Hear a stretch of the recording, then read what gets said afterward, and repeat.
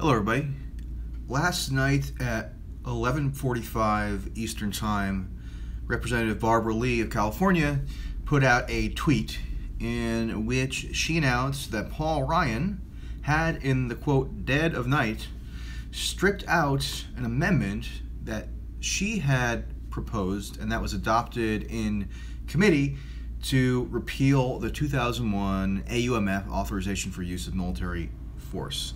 Now, the 2001 AUMF is basically the blank check that presidents now in both parties have used to justify their various foreign policy misadventures, and Barbara Lee was the sole vote in 2001 against the adoption, or against this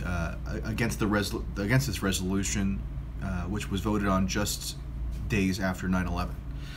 And her warnings about how this would basically give the executive unrestrained power to wage war all around the world without limitation have been proven basically entirely correct. So she's been attempting in the subsequent 16 years to force this issue in a number of avenues, so that Congress actually has to debate whether this resolution is still applicable. Because even 16 years after 9/11, the AUMF was supposed to apply to anyone who, Al-Qaeda and groups which were party to facilitating the September 11th attacks, but obviously the scope of it has been broadened dramatically, and it's used to justify military actions that have nothing at all to do with 9/11. And it's almost farcical to suggest that 9/11 is even relevant anymore to how it's invoked. So one of the avenues through which Barbara Lee has attempted to force a debate on this issue is through the Defense Appropriations Subcommittee. And on June 29th, she had her long-standing amendment to repeal the AUMF adopted overwhelmingly by the Defense Appropriations Subcommittee, which is controlled by Republicans. And that was a huge triumph for her. It was actually an advancement of this issue, which for so many years has been stalled. And it was doubly significant because multiple Republican members of Congress, including military veterans, stood up and said that they supported the spirit of her amendment, and that at the very least a debate on this is necessary.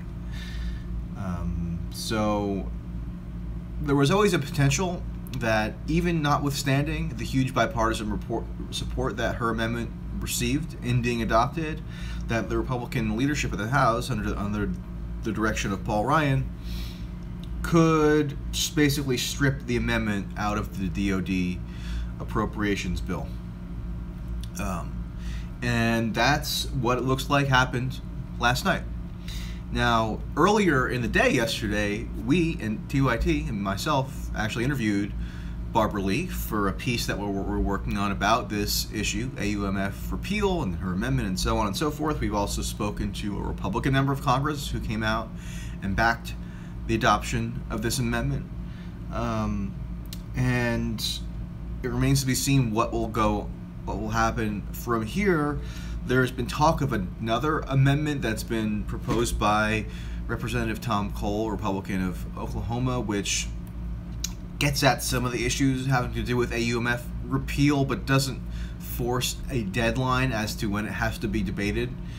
So it looks like for now what's happened is AUMF repeal is not on the table, at least in the short term. So the Congress continues to afford the president unchecked war-making powers, and nobody really bats much of an eye. But take a look keep an eye out for our piece on Barbara Lee and her Republican colleagues and the AUMF repeal. That should be out sometime within the next day or so, probably tomorrow at the latest. But I just wanted to give a quick update on that and let you know that we're working on a story that'll give a lot a lot greater context to this issue. So that'll do it for now. Have a good day.